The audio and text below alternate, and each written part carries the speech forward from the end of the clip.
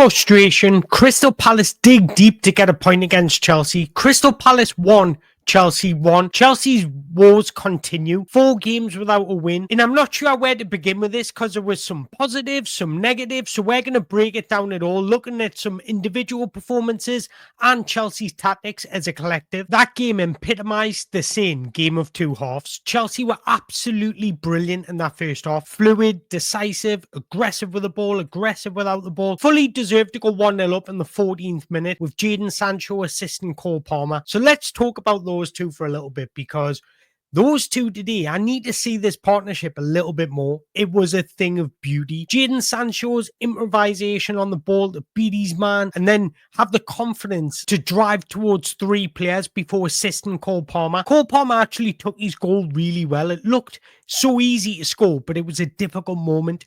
Touch on his left foot, stroked it into the back of the net. Cole Palmer, Jadon Sancho were the standout performers in that first half. They were absolutely insane. Chelsea were insane. They looked good, aggressive with the movement, fluid and transition moments. When Chelsea are playing like they were, especially that first half an hour of that opening game, they're the best in the business. However, there is a caveat to that because it was a game of missed chances. Chelsea created so many opportunities. And I'm looking at you today, Nicholas Jackson, because you should have finished at least one of those one-on-ones. However, I'm not just blaming you because there was some poor decision-making in the final third, which we'll touch upon very shortly. But Chelsea, they could have that game out of sight in the first half. Gradually and naturally, Crystal Palace were always going to get back into it. The longer that game went on, the more likely Crystal Palace were of scoring. When you have momentum in games, especially away games, you need to be clinical. You need to take your chances because this is elite level of sport. So the longer that game went on, the more likely it was for Crystal Palace scoring. And I just knew it was coming. I knew it was coming. Despite that, Joshua Chempong made his Premier League starting debut. What a beautiful moment. And I actually think he was very, very good. Very good. And we're gonna touch upon his individual display very, very shortly. But I want to continue with the game because we all know about those comments of Oliver Glasner said about Enzo Maresca's tactics. I don't think it was Enzo Maresca getting figured out, but Enzo Maresca absolutely changed his tactics today. And that's just proven by the average heat map of every single player. Look at the average positioning. So we all know usually Enzo Maresca likes one of his fullbacks to invert and the other one to be the covering centre-back, but that didn't happen today. We had both fullbacks had the license to get forward. He pushed Enzo Fernandez up close next to Cole Palmer. You can see the number 8 there. And he had Moses Caicedo almost, not quite, almost acting as a third centre-back. So we were looking to be on the front foot. And that was obvious in the first half. We were suffocating Crystal Palace. They couldn't get out. Our man-to-man pressing was good. It was aggressive. And I really don't think Crystal Palace expected this. And this is probably why we had the better of the opening game, because we shocked Crystal Palace and they couldn't adapt. At halftime, they did adapt and we allowed Crystal Palace back in the game. But I want to talk about Jadon Sancho for a minute because we can sign this guy for 25 million. For me, that's an absolute steal. Today, he was on it, offensively causing all sorts of problems. He looked sharp, creative, decisive. He was confident with the ball. He was driving and dribbling at players. And defensively, he worked his socks off again. I'm going to put this image back on the screen of average positioning. Look at Jadon Sancho. It's on the halfway line. Look at Pedro Neto. It's the opposite. He was working tremendously hard. And just take 5 minutes to go and check his heat map because he does a lot of defensive work. And I think he deserves a lot of credit for today's performance because not only was he brave offensively, he was working hard defensively as well. And I think some people ridicule and criticize Jadon Sancho for his defensive work not being good enough. But today he was on it. He looked sharp. Full credit to him. I wanted to see more of that from Pedro Neto. I don't think Pedro Neto could get into the rhythm of the game. And I think at times he looked quite off it. Although I do think in that second half it was a penalty to Chelsea. I must admit, for me, that's a penalty. But look, I'm not going to blame referees or anything. I want to focus on our performances. But I think we allowed Crystal Palace to get back into the game because I think when we're seeing like Nicholas Jackson missing chances or Malo Gusto making the wrong decisions, our heads went down. We need more experience a little bit. And I think on games like today, we could have done with somebody just dragging us through. Normally it's Cole Palmer and he's been unbelievable. But you've got to think, this is only his second season in senior football.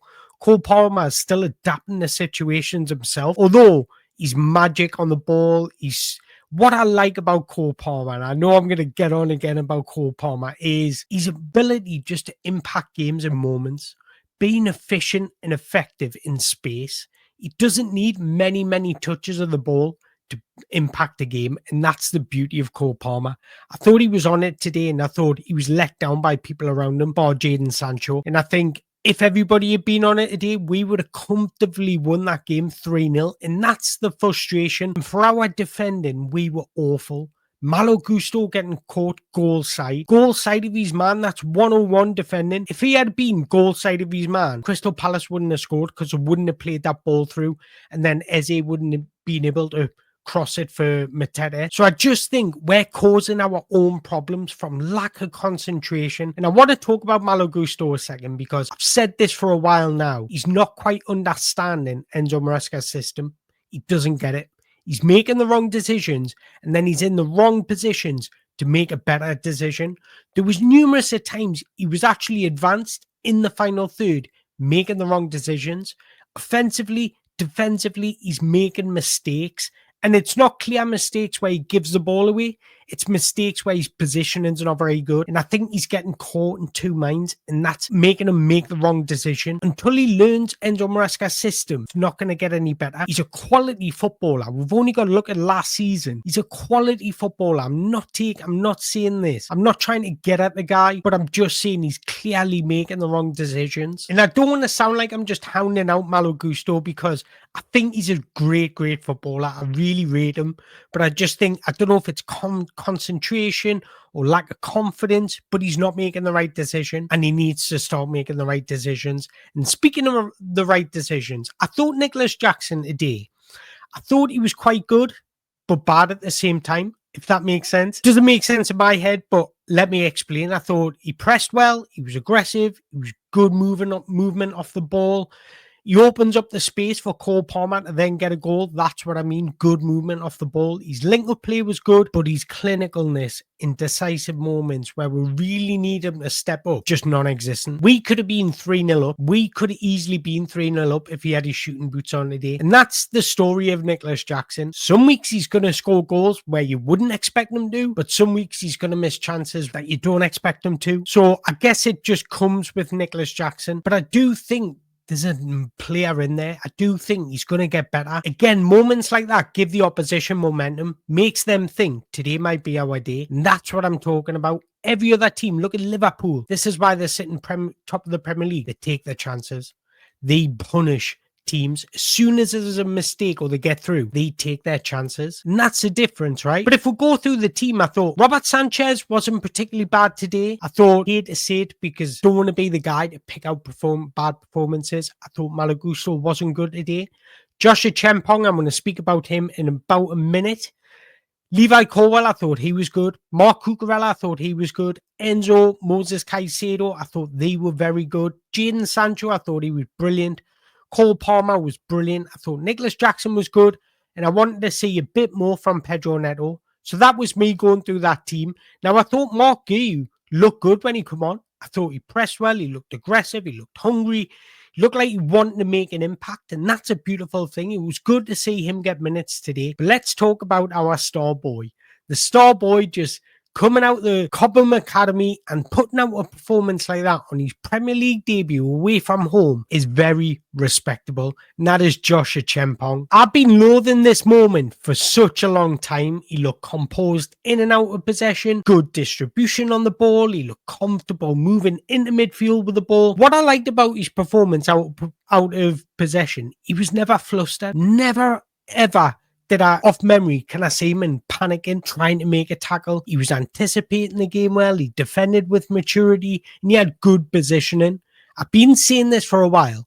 Levi Colwill needs a type of profile like Joshua Chempong, like a Wesley Fofana to complement his game. Ever since Tosin come into the side, Levi Colwill's performances have dropped. He needs somebody with pace, athleticism, and controlled aggression around him, and that's exactly what Joshua Chempong brings. If any of you guys have been watching my YouTube videos, been seeing For me personally, while Wesley Fofana's injured, I would start Josh Acheampong. Absolutely. I know he's inexperienced. Football is built on profiles and partnership. If you put the two wrong profiles together, you're going to have a problem. If you put the two right profiles together, they're going to complement each other.